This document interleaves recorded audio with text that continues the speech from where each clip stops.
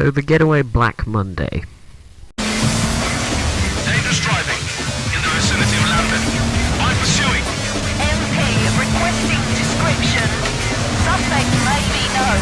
Sequel to one of my favourite games of all time, coming out in 2004. And because it had 2 years of development time to top its predecessor, there's not much to say about it. The development of the game was pretty straightforward and went a lot more smoothly than the first, since having some success made it easier to obtain licenses for cars and gave more time and a larger budget to work with the gameplay and add more content. So what about the story? Well, I don't know if it's worth explaining or spoiling as thoroughly as the first. Go watch an all cutscenes video or something if for that. However, the important thing to mention here is that it has an early system to that you'd find in GTA 4 or GTA 5, which is essentially 3 main characters with altering stories, which each make up a piece of the narrative. Now, the good thing about this is that it's done well, and completing the first part of the story where you play as a police officer, Ben Mitchell, not everything is clear to you and some parts are left unexplained. The second part, where you play as boxer Eddie O'Connor, a lot more reveals itself, since you're a criminal, in the past and the present.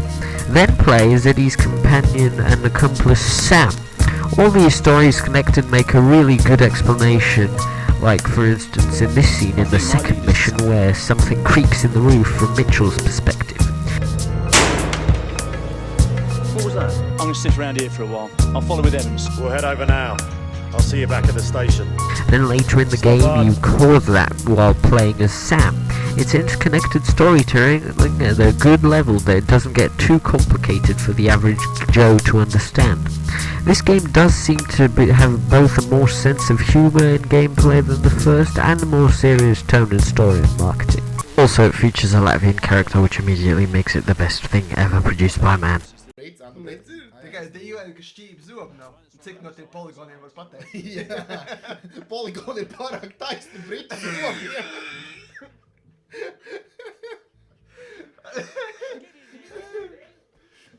Otrais places nevar palūkt to, cik šķīp zobu britiem.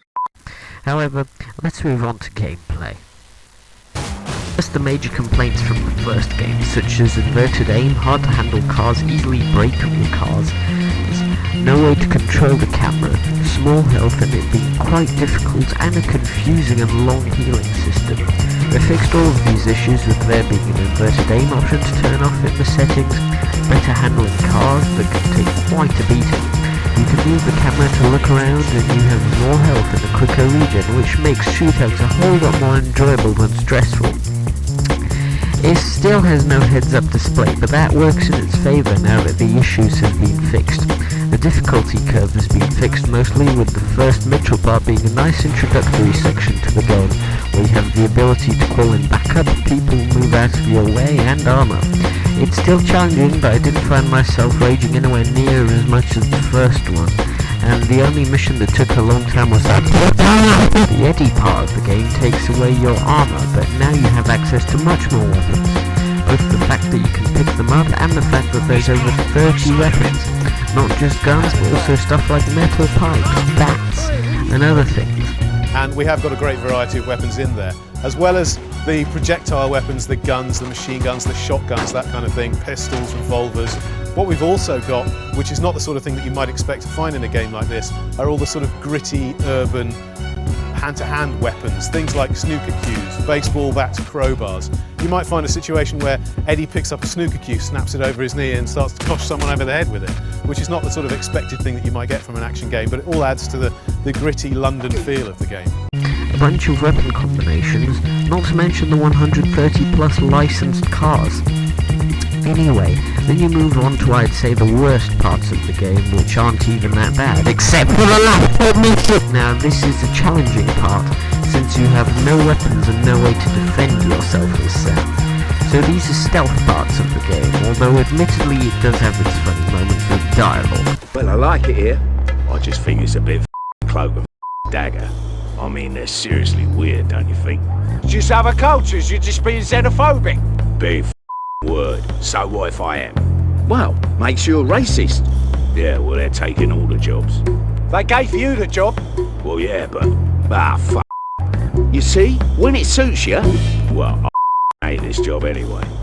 Either way, the driving is a little more arcadish, however this makes it better to the average first playthroughs. They added ragdoll physics, which makes for some funny moments themselves.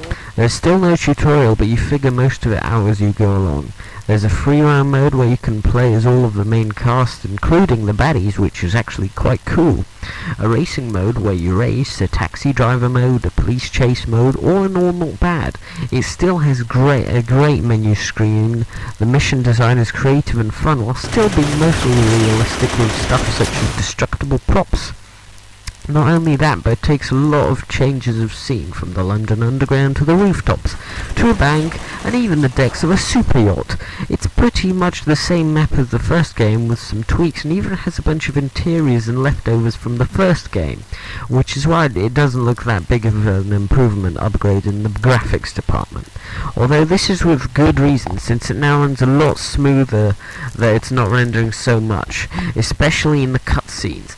The AI has been tweaked and refined mostly, and remember this was 2004. The only games comparable were Driver 3 and GTA San Andreas, which were a tiny bit more successful, and it sucks that this game wasn't, because even for modern standards it's a different and actually pretty good experience.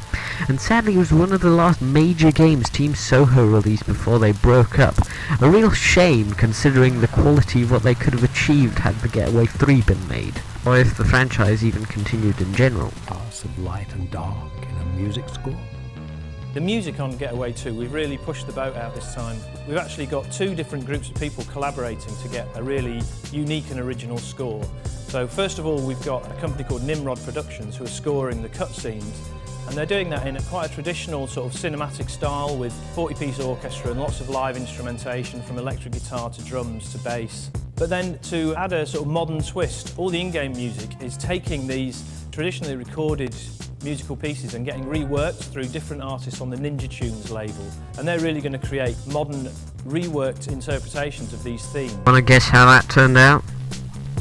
Brilliant, obviously!